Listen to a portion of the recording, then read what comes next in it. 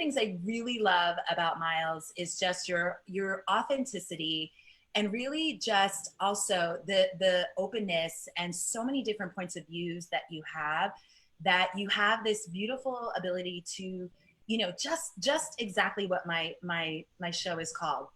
You have this power and this ability to evoke power, possibilities, and peace of mind for people. So Miles, tell us who you be and tell us more about yourself. And thank you for joining us today. Oh my God, it's my absolute pleasure. Who I be, let's see. There's so many stories, but I guess I could do the quick rundown. So I moved to New York City in 2001, right before September 11th. I was an actor. I graduated from Ithaca, moved to New York, bright-eyed and bushy-tailed, ready to take on the planet. And then September 11th happened. So that kind of threw everything into just a kerfuffle. I don't know why I use that word, but sure.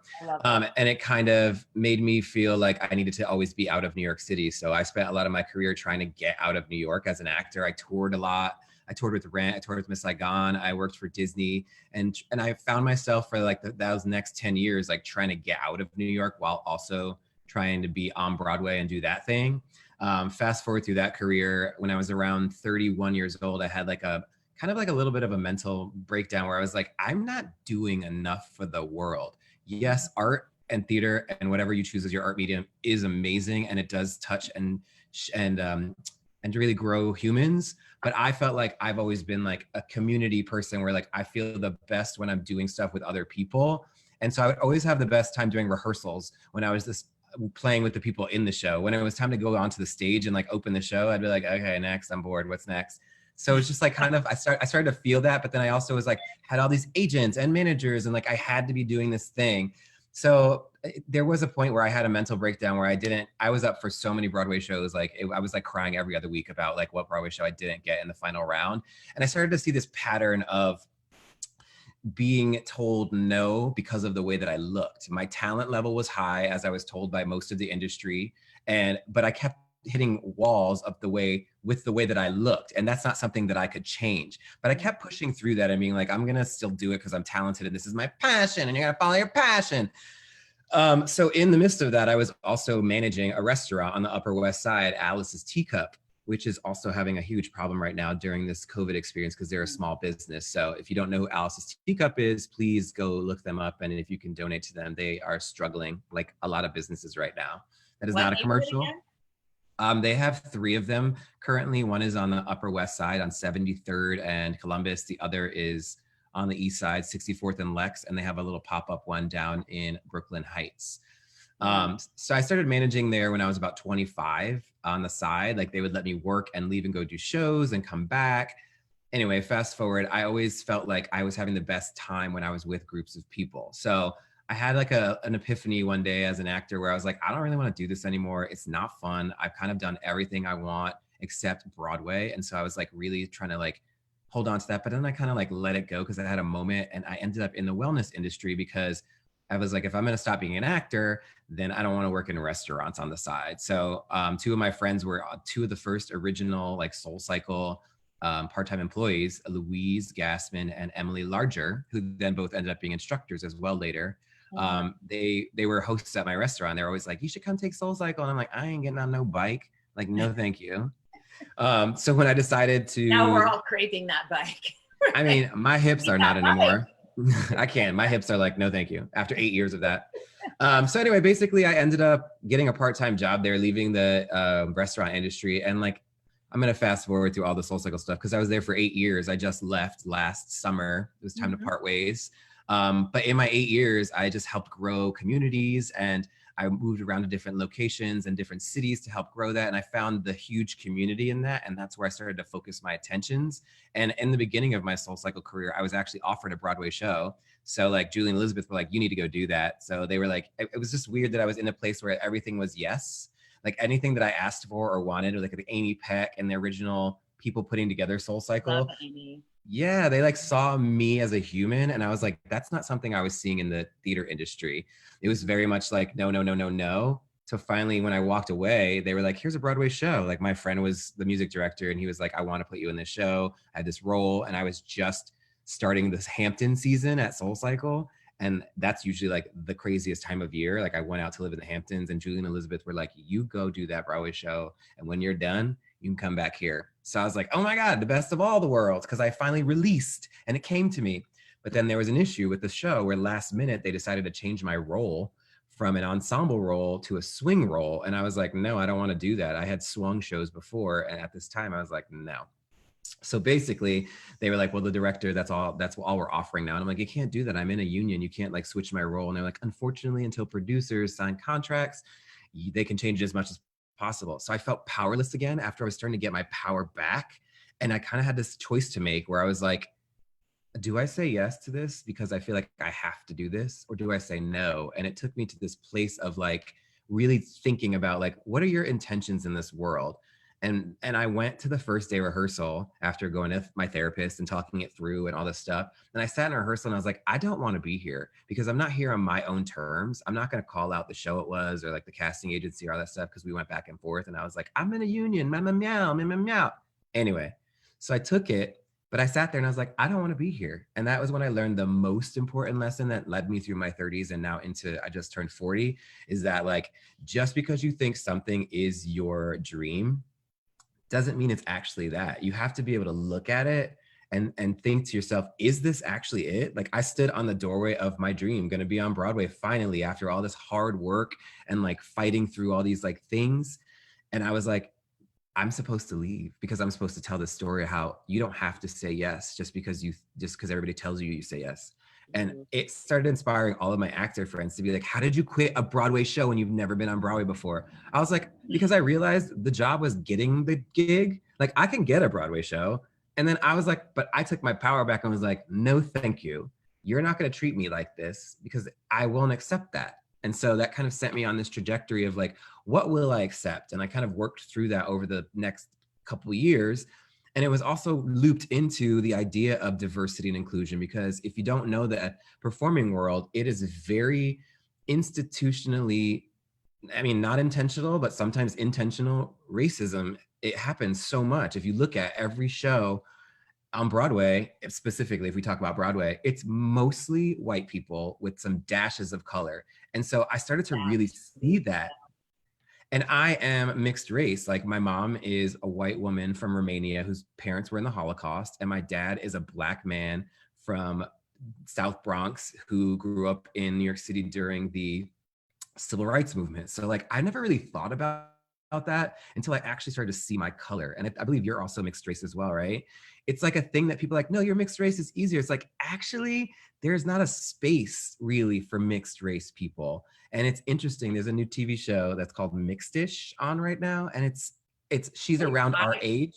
I need to know about this. Yeah, Fish. it's a spin-off off of Blackish. And it's her story. Oh, the daughter that goes to college? No, that's Grownish. I watch a lot of TV. So Mixedish is the mom, is Tracy Elise Ross. Yeah. It's her Diana story. Ross's daughter. Yep. Correct.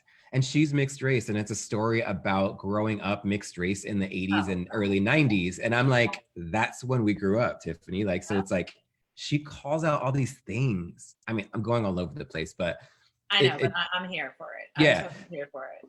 So it just kind of like brought out this whole idea of like, I finally started to see my color, and I started to see that as like an obstacle. And I know I have privilege because I'm not completely Black, but I don't have privileges because I'm not completely white. And that's like a whole nother conversation. So we'll like steer away from that for a second. But I kind of started to work in the industry and see that. And at Soul Cycle, I saw that as a huge opportunity, because when I started there, I was like, let's be honest, this is a place of all mostly white girls and like white gay men. And like, I'm just saying what it is. It's just what it is. Like, and that if you look at the optics and you run the data and the numbers, like I worked under the HR team for a second, and I'm not calling them out. I'm calling them out. Like, and I saw that it's not just them, it's the boutique fitness world, which I have ended up in, the wellness community. It's catered towards affluent white women. And then it trickles down to like affluent gay LGBTQ community, and then white men. So and then there's the whole like people of color. So I was like, from the beginning, I was like, I got to change the story. I got to figure out how to change the story. I don't know how, but through time and patience, I was able to help start the Diversity and Inclusion Council at SoulCycle. I'm skipping a whole story, but I'm just getting to the meat. And that was one of my proudest moments. Like one of my last big things that I programmed for SoulCycle was I helped with Black History Month last year, which is something they and also the wellness community has never kind of really dug into before. And SoulCycle is the original boutique fitness. They like started the trend. They like started all of it. Like if we're all going to really look back at the history of it. And I was really able to do all these great things with some awesome humans that some are still there and some are not. But it's like I then became really interested in helping people who are not equal or don't have a voice really get a voice and really feel like they're able to use their voice. And So let's talk about that then, because yeah, this is, this is one of the things that that we're seeing amplified during this time right now. That right. and I never use this, but I've been hearing this a lot: the haves and the have-nots. That's a And show by Tyler Perry. yeah, okay, bringing all the entertainment in. I'm like, yeah. So when we think about, giving a voice to people who don't have a voice, and in your bio that you sent, and something that you've been doing for, I think a year, over a year now, is even the happy hour. Yeah. Is that creating that platform and creating that opportunity for anyone who falls into that category of where their voice isn't being heard, or they're not being represented in certain aspects of life. So not just business, but life. Right. This is life we're living. We're not just like, putting on our hat as, business person or, provider. We're also like Human. woman, man, like this is life. So Yeah. talk about that in regards to, the equality of voice and kind of, what you're seeing now as we navigate through this place in time. Yeah. So like you just said, and this was something that we talked about a lot in our ERG group, employee resource group. I helped start the first employee resource group at SoulCycle as well. And what that is, if you don't know what that is out there, is an organic group that forms inside of an organization of like of a minority, whether it's mothers or Latin people or LGBTQ. I helped start the first one there, which was for people of color and their allies, because it's very important when you're having these conversations to include allies, because that's how you're going to get the work done. So yeah, absolutely. And that's why like I feel like I'm meant to do this work, because I'm half Black and I'm half white. So I understand both sides of the spectrum. I understand the Black plight of like needing that help and really needing people to understand, but I understand the white part. And I just use white and Black just for like this, because that's what that's what it's called. Because white people who want to be allies, they want to understand. So I would always tell people, and I do when I do talks on panels and stuff, is like, it is annoying to tell that person, no, you cannot touch my hair, or like make comments about like foods that people of color eat and stuff like that. But if you want it to change, you have to educate it. And a lot of people I know in the Black community, a lot of my friends are like, I don't want to have to do that. And it's like, I know you don't want to have to do that, but unfortunately, that's how it changes. Because if you are the minority, then you need to get the majority to change their mind. And if you don't make them feel comfortable, then they're not going to change their mind. Yeah. So I just added that in there because part of what you just said also was like, you can't check that at home. Like we are all growing up and being humans and living our human lives and taking our stories with us. When you walk into work, it's not like it's like I don't have to deal with like the issues of my community anymore, because now I'm here and I'm smiling. And that is a huge problem that is also bleeding over now into this crisis, is that like some people have and some people have not. And it's like really hard right now. Like I lost my job last week. Well, I got furloughed. So it's like I am set up for success right now because I was able to save money. And like when I left Seoul, I got severance and I saved that money. So like I'm okay. But there are a lot of communities that are not okay. Like I live in Queens, which is apparently the epicenter of the New York crisis, which is the epicenter of the US crisis. And you think about that, and it's because if you look at who lives in Queens, it's a lot of like Latin people or Asian people, then some are not documented and some are not, don't have health insurance. And so of course they're gonna get sick. Of course they're gonna get sick faster, and like they have no help. Like even me going today to go look into changing my health insurance from Cobra. I reached out to Cobra to be like, hey, so like, are you guys not doing anything in the healthcare system for people who like lost their jobs? And they're like, unfortunately, it's federal, so you're gonna have to apply for state Mhm. help. And I was like, I'll do that, but it's also like, you're a business, and the whole like half of the country is, I don't want to say half, millions of people are losing their job or getting furloughed, and it's like you have no plan for health insurance. So think about those people who don't have the ability to have those gifts and those blessings of health and healthcare because of the communities they're stuck in, and that like this Yeah. country and world won't let them out of. So it's just like how I mean, I forgot what question you even asked me because I can go off on this forever. Yeah. Sorry.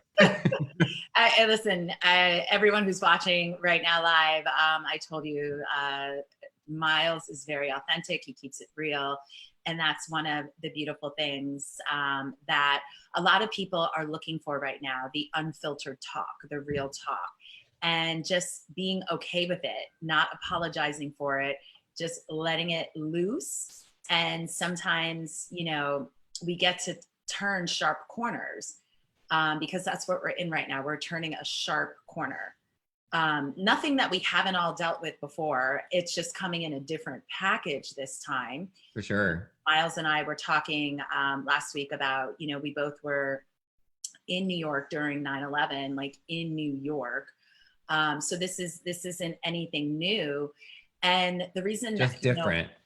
yeah, just different, right? Different package, same like Same concept, fear. different. Yeah, Yeah. totally.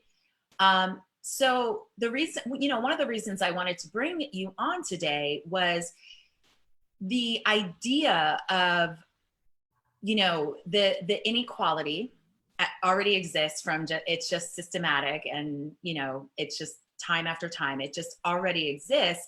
So I wanted to talk more about what are some things that we can keep our eye on, and some things that we can do to create the gap not widening right now, because that was one of my things that I was concerned about, was the gap might be widening right now for those who don't have an extra computer at home, or an extra phone, or high Yeah. speed internet, or internet at all, or who, their parents are out working, they do have a job right Yeah. now, and the kids are at home, like without that structure to know that from 9 to 12 we're doing school, and there's lunch at 12. So I wanted to speak into that and kind of hear your point of view on that gap that might be widening right now. Well, I mean, this is like going into like public policy and stuff that I am not well versed on the chat about, but like my thoughts on it are just kind of like um I'm trying to support my local community as much as I can. Like I am a huge empath, and I've been going on walks, and like I use my space to kind of create like a warm, meditative, kind of like joy-filled space.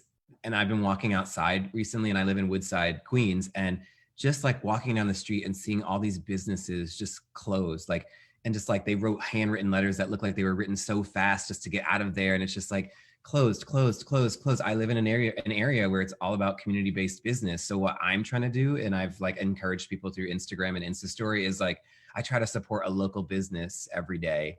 And you can, and obviously if you don't have the money to do that, like don't, but right now I do. So like I have this local natural food store that this man, like he already wasn't having a lot of business, but I try to walk over to that store every day and buy like something, like whether it's a chocolate treat or like a fiber moment, or just like chips, like just some way to or like I'll order from like my local Colombian restaurant for like one meal a day because it's like $10. And it's like, you may not think that $10 is that much, but if everybody does some kind of something like that in their communities, we can help keep our communities together. And I do think that this is a crisis that is actually kind of like equalizing. It doesn't matter if you're rich, poor, black, white, yellow, brown, gay, straight, whatever.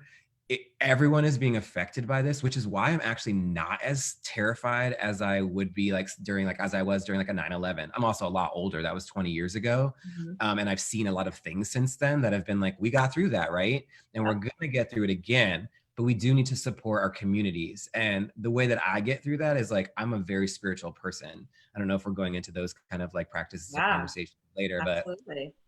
It's really hard to kind of like answer that question that you asked, because it's like, I'm not a leader. I mean, I'm not a leader in politics or government, and maybe I will be. Miles 2020. I'm just kidding. No, I do think I want to run for office. Like when we were in DC, Tiffany and I and all the DC teams got to be around Michelle Obama, and she really inspired me a lot. Every time she would come in, we'd have great conversations, and like she kind of like woke me up, because I moved from New York City as an actor and I moved down to DC, and I was like, I don't know, none of this like political bullshit down here. Like I'm here to like do this job and just like reset my life. I'm an actor, like I whatever. A lot of actors, especially New York City actors, don't really pay attention, and that's not the case right now or for everybody. But at that moment when I moved to DC in 14, that's not, it was not ingrained in an actor's mind to be like, what is our government giving? Because like we lived through I lived through the recession. Actors are always in recessions, so it didn't phase me. At the time, I had two roommates. My rent was $600 a month. I had a dope ass apartment in Astoria, Queens. So I was like, what's a recession? But now I'm in the business world and I'm like, recession? Woo, give me that stimulus, please, because I don't know what's gonna happen. But like Michelle, like really, sorry, Mrs. Obama, whatever, I called her Michelle. She used to like inspire me, and like she really like read me one day because I didn't really know what was going on, and she kind of looked at me with this like disapproving look of like, oh, not you two, come on, like get it together. You're young, you're educated, you're a person of color, like you could really help your community and this world. And that's kind of another like bump after the time I quit Broadway, that I had a moment where I was like, I have a voice and I am a light in this world, because I own that. And you do need to own that about yourself. Like I Mm-hmm. have the power of persuasion and intelligence and education. Like I am privileged, and you can either use your privilege to separate out, or you can use your privilege to help other people lift up. So like that's what we need Well, to do now. Miles, that is the definition of leadership. Correct. Maybe not in Webster's dictionary, but if you extract it and look at it through a wider lens, it's, the definition of leadership is it's not about me being at the top. It's about me elevating everyone up as high as they can go, or as high as Correct. they want to go. So it's not so much about like, what can I do? It's what can I give and how can I elevate and, support people rising up. So I'm sitting here like, I get to interrupt this. You are a leader, because No, anyone I can totally help. know that. I just the kind Yeah, of like, but I get it. I get the context was in the political game. Listen, I'm right. the same way. I'm like, that's not my jam. Meaning, like, I can't go toe to toe because I just don't know. Like, Know the I facts. own it. Yeah. I own it. I'm like politics. I'm like, I can talk over a dinner table, but I'm not coming out the gate with facts. That's what Right. I own. So It's with hard. There's so much and it changes all the time. yeah, I'm impressed. I'm super impressed, and I'm very grateful for everyone who is playing that game and like being, in that space, because it's not an easy space. It's not hard, but it's not easy. Yeah, for Same with the sure. law. I'm like, wow, like lawyers, that's who I work with the most. In my business is I work with law firms, and I just am blown away about how much they know and how much how flexibility and malleable they are, while also being like a mom, a husband, like a soccer player, like, a cook at home. It's like so interesting. So, my point being is that anyone is a leader at any time. If you're using your voice, you're speaking up and speaking your truth, not to like tell us what to do or anything like that, but to evoke and inspire others as to what's possible. For So, sure. in this space of equality, because you've been really running in this space for a while now, specifically diversity and inclusion, is like, it may not be something we can do right now today, but as we move through these next few weeks, because we're definitely all going to be home for another month. Um, so as we start, leaning into the next 4 weeks, and as we move through into May, June, coming into like whatever the new paradigm is going to be, like how do we now support, unite, and include?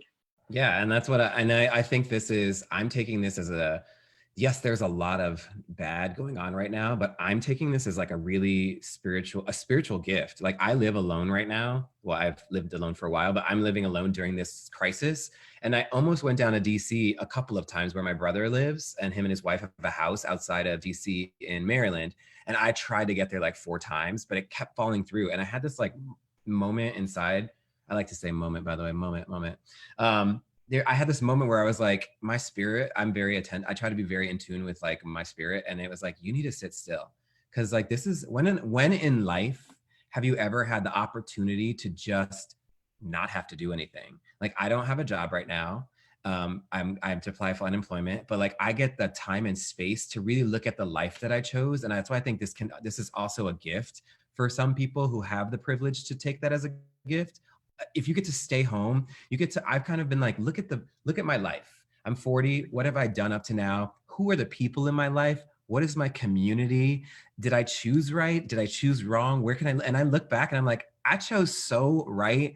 I've got so many awesome human beings in my life. I've healed relationships over the past couple of weeks that were like not doing well. I've shifted my spirit and really looked deep inside of myself. So like, I'm going to come out of this ready to like continue to lead. And as you said, yes, in the next month, 2 months, like we need to take this time to really think about diverse and inclusive ways that we're going to come out of this together, because we cannot come out of this further apart.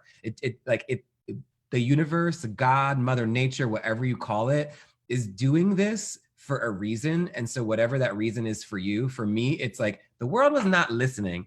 And Mother Nature was like, y'all need to sit the fuck down. Like all the deaths aside, because that's really sad and horrible. But like, if we look at the other side of it, like Mother Nature is like, I have asked you to clean your shit up. I've asked you to pick up your toys. I've asked you to do this. You're like, I froze diseases in ice caps for millions of years, and now you're melting the shit out. So like now it's running rampant. Now you got to go stay home, because like look at the canals in Venice, they're all cleared up. Look at the pollution in China, all cleared up. LA, I just heard yesterday, all the fog is like clearing up over there. It's like the gods, the universe. I say God because I was brought up in a spiritual household. I'm not religious, but I am spiritual, and I put a name to it. It's just semantics. I feel like God is like, y'all need to sit down so I can show you what needs to happen. And I'm hoping that everybody comes out of this and the devastation and all this stuff with a different mindset of like, in the words of High School Musical 1, we're all in this together. Thank you, Zac Efron. And what's her other name? Vanessa Hudgens. Yeah, so let's talk about that mindset.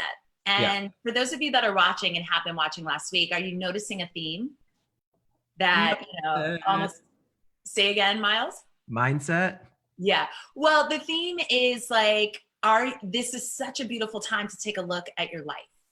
Almost each of my guests that have come on have said, like, what a beautiful time to check, like, look inward. And it's so interesting. If any of you are following Glennon Doyle, you guys know that I've been raving about her book, Untamed, that has been like giving me life this month since it came out. She just spoke into this morning where, right now it's not about self-improvement. It's about that inner transformation that we are in right now, that it's not about like what you're doing on the outside, like working out is, for me, that is inner work. It's not like for vanity reasons. Cause like, and right now, a lot of us are getting that reality check. Even one of my friends who doesn't work out at all is like, God, I want to like go for a run. Like, yeah. And your body needs to move. It needs to move its energy. Absolutely. Because There's that's all we are, is energy. Yeah. But that, that piece that she shared is like, this is all about the inner work right now. And mindset is the inner work. And that's like the biggest piece of what I offer and the space that I hold for all of my clients, whether it's a corporate client or a private one-on-one client. And, when people hear that, they're like, I don't know, tell me what to do. What's the best thing? And I'm like, I don't know. You got to listen to yourself. Like, and then you have a conversation that evokes that from them. So let's talk about mindset right now, because, and are you ready to get real? Who are you asking? I know.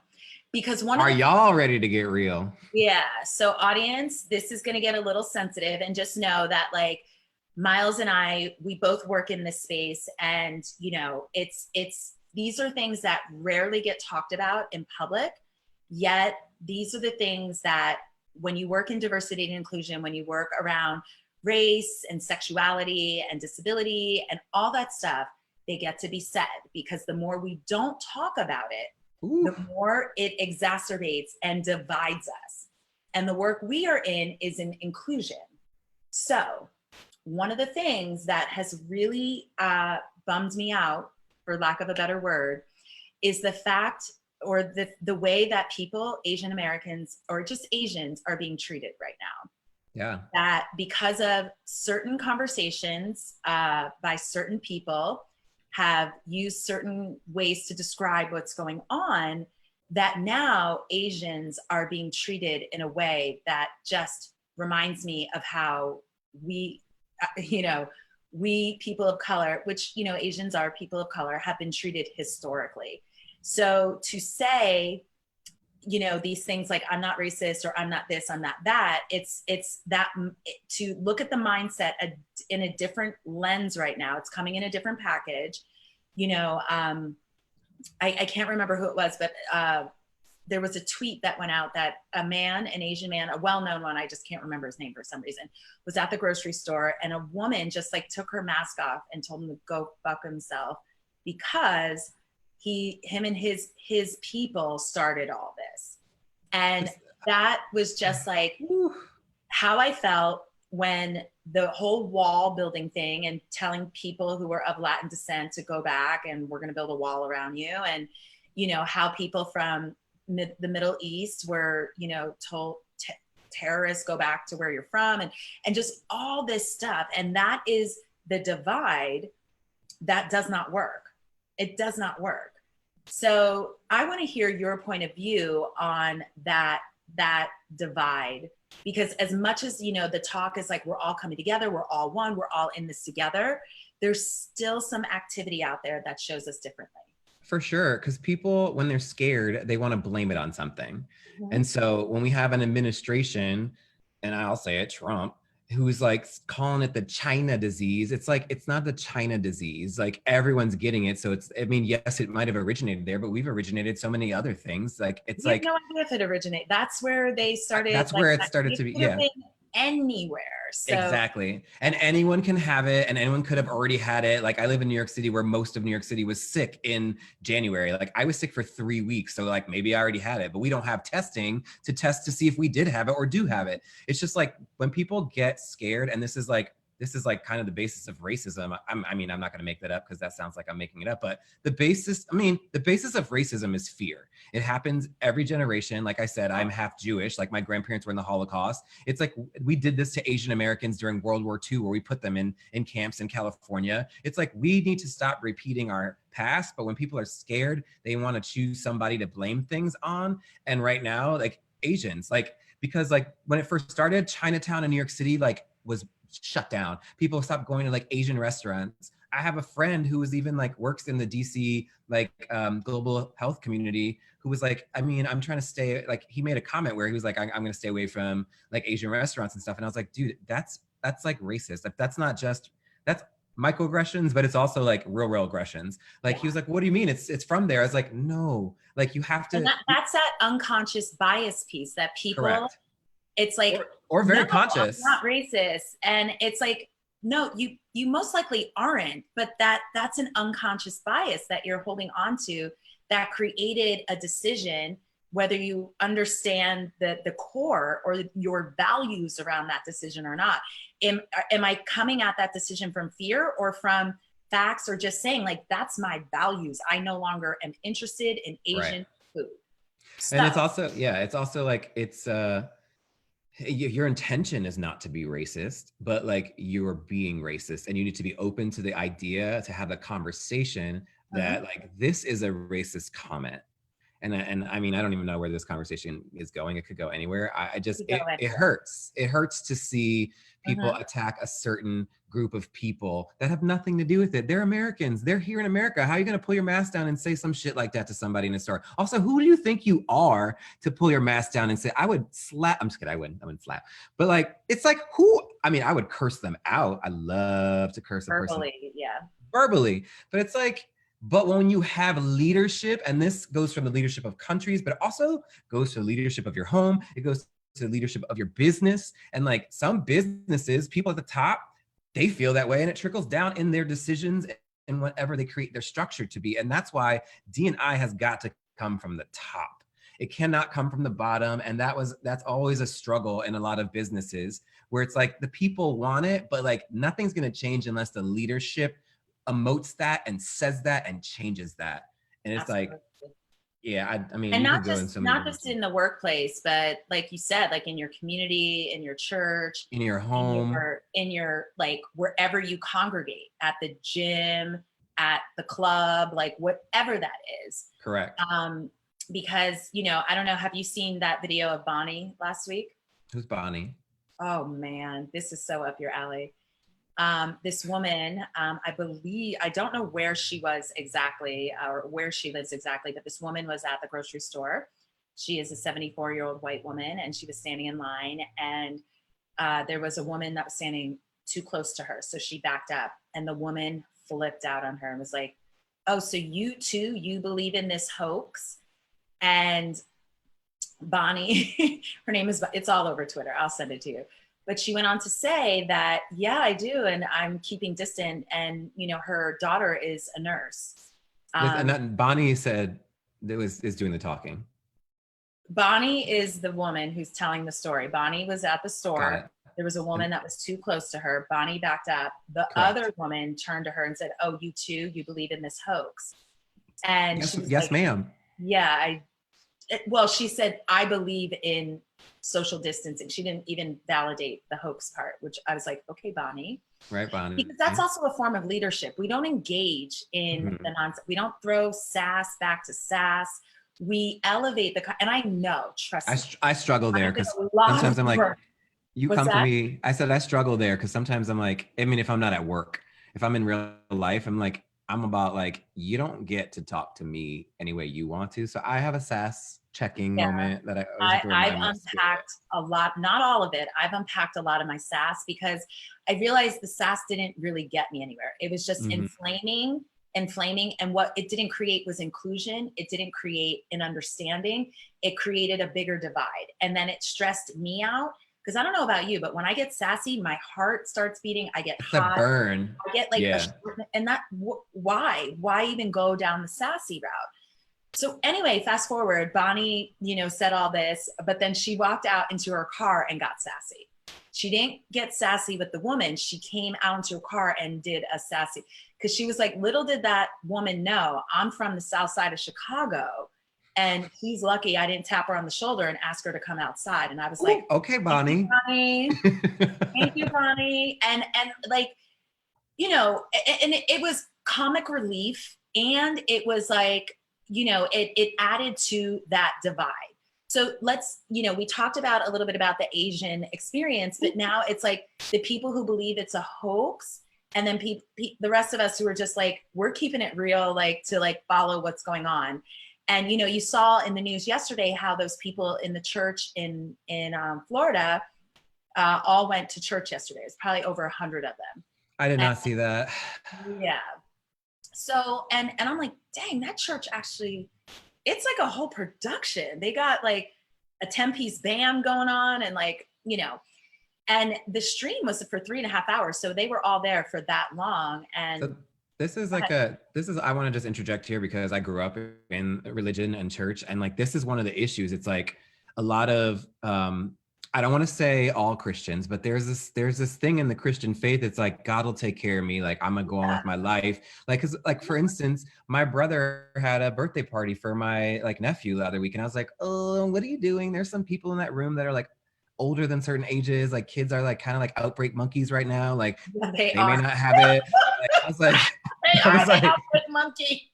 You guys haven't seen Outbreak? Like, Outbreak. Yes, little kid. That's I'm staying very far away from children. Correct. I told him and then we were like, the kids can't be by my mom because they live in Phoenix, and Phoenix isn't being hit hard yet. So people are like, I'm like, I live in the epicenter. I'm telling you right now, like, please don't have parties. But some of the Christian church mind is like, I'm here for a good time, and a Jesus time will protect me. It's like, Jesus will protect you.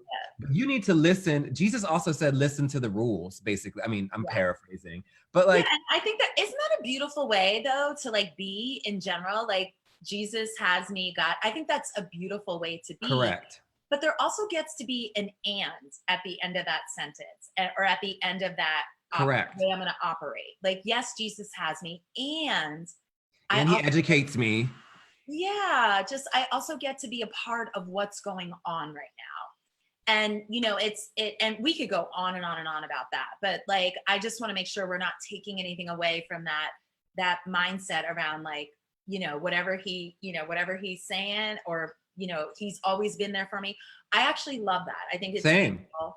Yeah, but I And I I I, take I part of also that. believe in the and Hmm. right now as a collective I get to be in accordance with The distancing. law. Yeah. So, okay. So let's bring it full circle in our last few minutes in really the piece of, as we navigate through this and come to, the months or so that we're going to be coming out of this. What is it that you want to share with people in regards to the equality? I know you brought in the spirituality piece as well. Like, what do you want to share with people as something they can actually lean into or try or be with? Just kind of like observe life. Like, for instance, I think I was telling you about this the other day. I saw this Instagram post. This woman, she calls herself like ghetto mom or something like that, get mom from the hood or something like that. It's a Black woman. Oh, my doorbell's ringing. Oh, no, they'll just wait. It's a package. You could just leave it at the door. Thank you. Keeping it real. It's real. I want a package, but I'm talking. What was I gonna say? Oh, so she's called like mom from the hood or something like that. She gets in her car and she's like smoking weed, which she's in a place where she's like, it's legal. I can smoke weed. And she's just giving all these like um stereotypical moments of a Black woman in the hood, which is like, and she's got thousands of followers. Like I want to say like 150,000 followers. And it's just like, I had a couple people send it to me and like, oh my God, check this out, laugh, laugh, laugh. And she's talking about how like, she's like, Trump, you need to get it together. I need my kids to go back to school because I can't take care of them. I can't teach them. And in this conversation, yes, it's kind of funny at first, but look deeper than that. You're thinking this woman has her kids at home. She doesn't want to teach them. She's in her car high, talking to the world. Where are her kids? Who's teaching her kids? It's like we don't think about all the levels of what's being affected. It's like it's not funny. When you first look at it, it's funny, but then you look at the system and it's like, think about what people like. You may have your tutors, you may be able to work from home, you have a beautiful house that you can drive out to in the Hamptons or somewhere else, like, and you can escape. Some people can't escape this. So like as we go forward, people need to understand and think about all social classes during this as well. And also think like not everything is funny. That at first seems funny, but it's not funny. It's actually showing a really big problem that's going on in our country when it comes to equality. So just really keeping that in mind and just really like cleaning out your inner closets. Like we were also talking about this, like you got to keep your spirit together in order to like learn and absorb the juicy things during this time. And like I had a friend that I haven't spoken to in almost over 6 months because I felt angry and I felt pained by this person. And I kind of had a moment where I was in this moment like a week ago and I was like, what is that going to do right now for my light?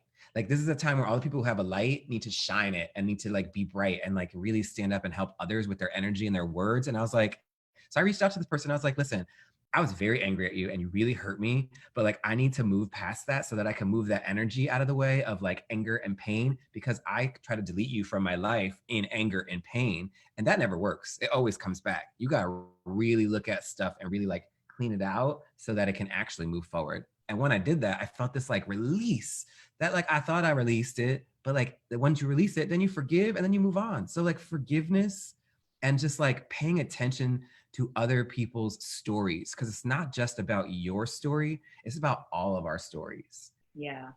So I'm hearing you say just really leaning into the inventory of what's going on, taking an inner look, and then, in regards to that relationship, having courage and vulnerability to just go first.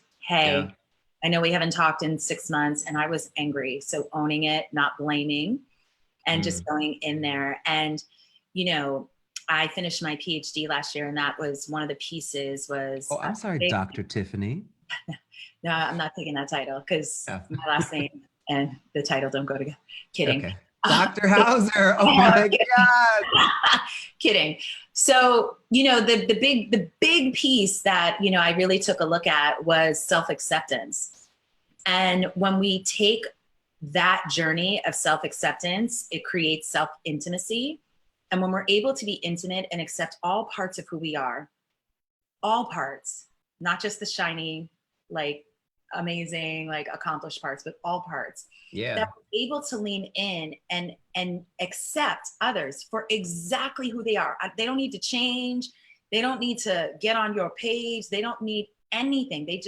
You just get to accept them for who they are. And the way to that is to fully accept all parts of who you are.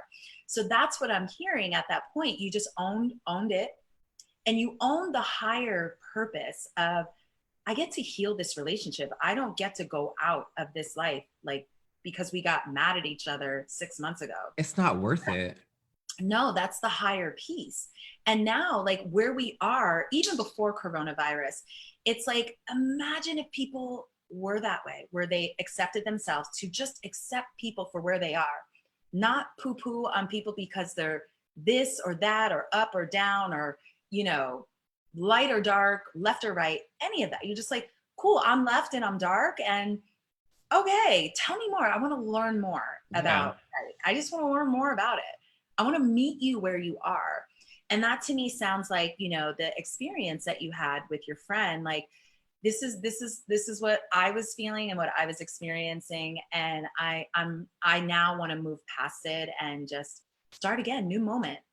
Yeah, and New that's like something that I've learned in the past couple years. Getting older is actually kind of awesome. It's like the idea I that think so too. I mean, That's it's just that. like as long as we don't crack. Actually, I don't care if I start to crack because that's Yeah. part of life. I've got white hair in my beard now. Yep. Like to learn how to accept people where they are. Like I had so many issues with that when I was younger because you expect people to. I gave them this, they should give me that, and I always have this conversation with like other people in my life. I'm not going to call out anyone specific, but it's just like you gotta like let people be who they are because you can't change anyone. The only person you're in charge of changing is yourself. And when you finally actually get that concept, everything starts to unfold in a beautiful way. And another thing that I wanted to add to the list of things is like gratitude. Like I would usually say I was quick in the conversation, but I would usually thank someone delivering something to my door right now, or like I go to the grocery store and I thank them for being Oh, yeah. there, and I thank the post office people when I walk by, and they like are so thrown away. They're like, wait, what? It's so interesting how right now the people who are most loved and needed are these essential jobs that we didn't even look twice at before. No. Janitors, cleaners, grocery store people, post office people. And it's like now at hospitals, like nurses, doctors, like we just Repairman, all these people repair. staying home, and things are breaking at the house, or things that were put off that need to be repaired. Yeah. It's like I'm so grateful for, and it's like now I have the opportunity to like see the things I'm grateful for and like see those people and be like, thank you for coming to work today so that I can get my groceries. You are literally saving the world right now, Yeah, literally. And it's absolutely. just like just being kind and just like it's just like it's so easy, but it's not easy for everybody. And to be honest, there are people that are going to come out of this and they're not going to be changed at all. But the goal is that the majority of people will, and those other people will be seen as the assholes. Yeah. Well, I think differently on Do that. you? Okay, tell me. um, I do agree with you that a lot of people are going to come out of the other side because it's undeniable. We're not going, and I said this last week that, I've been hearing a lot of people saying, I can't wait for it to get back to normal. And that's just not a reality. Ever. No, we're never going back there. We're going wherever forward is pointing us. And when the way that I think, my mindset and my values is that, people, and we talked about it just a little while ago, it's not that they're assholes, there's just a bigger piece of fear that they are living with than most of us. I Because mean, you know what I meant. yeah, but I want to clarify that No, for because, sure, for sure. There's an because audience. I forgot there's an audience. exactly. And just, just to really offer that mindset up, or that just piece of, okay, if someone's giving you sass in the grocery store, and I heard of people coughing on each other, like, oh, this is a hoax, and then they cough on you. Like, if Mm-mm. your sass does not come out, then you have evolved, you have transformed, And a way to, besides cleaning yourself, is to step back and ask, you know, What's wrong with them? how can I support you? Like, Yeah. is there something in your life that's challenging? Like, I would love to support you. Tell me what's going on, because I know that's not what you do. I know that's not what you wanted to do. That was just fear or anger in the moment. And I forgive you.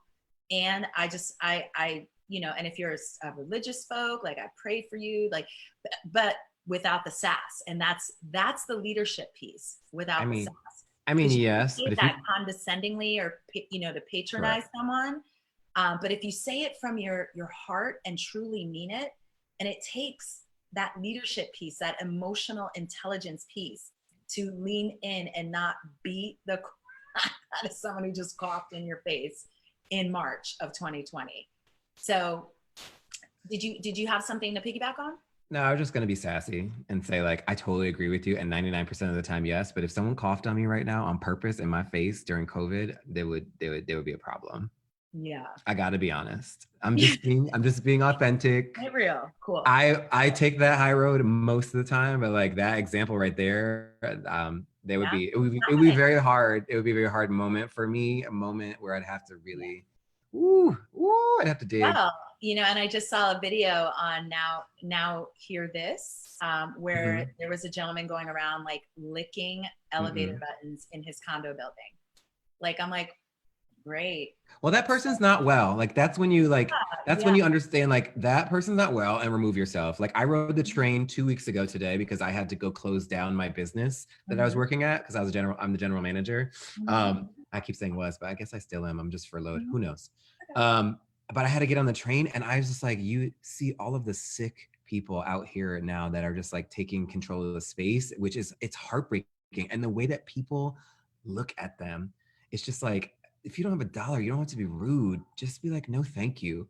And I Yeah. think that's how we can like And say, diffuse. have a beautiful day. Like, good I'm morning. sorry. Yeah.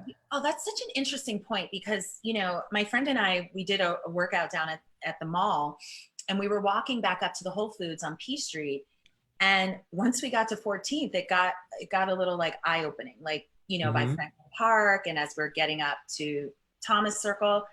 And one thing that it hit me is, imagine someone who's living on the streets, who doesn't have TV, doesn't have access, living with a mental illness, like some sort of mental illness. Imagine their world right now. Their world is flipped upside down. Where are the people? Where are the cars? What happened? Very few people are stopping to explain to them, Right. this is a thing that's happening. Like, it would be wonderful. And, listen, I'm sure there's organizations going around to the park, 100%. but, people pop up and, like, they have their little hiding places. And, so, and, we passed like 2 or 3 people, and I was like, hi, is there anything, like, how's your day going? And, it was a little interesting, because then, there's mental illness. Yeah. And then it's like, ooh, what Um, did I just open? But then it's well, also like, I can sit with this. yeah, I can handle it. I'm Yeah, a exactly. corporate. This is my domain. Mm-hmm. And, it goes to say, here's another piece that's a little sensitive, folks. It's a little sensitive. If kids are in the room, you might want to earmuff them. But I was thinking about this as well. Are the drug dealers out right now? Are they in business? And, because there's always this stereotype of people on the street being drug addicts and drug Mm-hmm. junkies, when the facts and the reality are, it's mental illness. Sure, a lot of them might be doing drugs, but the facts are that it's mental illness that has them in that experience. So I was thinking about that, just this weekend. Like, I wonder if that's going on right now. If, like, people are, because, like, some people, they don't have a phone. The people on the street don't have a phone to call their Mm-hmm. dude or their person. So I'm curious. These are just so many things that, like, There's so if we're many going to be talking about systematic. diversity and inclusion and all that all that stuff, that there's so many more people affected on a grander scale than us not being able to go to the gym, not being able to go to the office, not being able to Leave go your have a house. cocktail on the rooftop. Like, Yeah. it is affecting so many people that are in that. There's a gap of A people. big one. Yeah. And that's why this point in time is where we really get to look. And, you know, my guest tomorrow is Becky Lee. She's the founder and CEO of Becky's Fund, which is a nonprofit based here in DC, where I sit on the board, where our mission is to end the cycle of domestic violence. So we're going to be talking about that a lot tomorrow.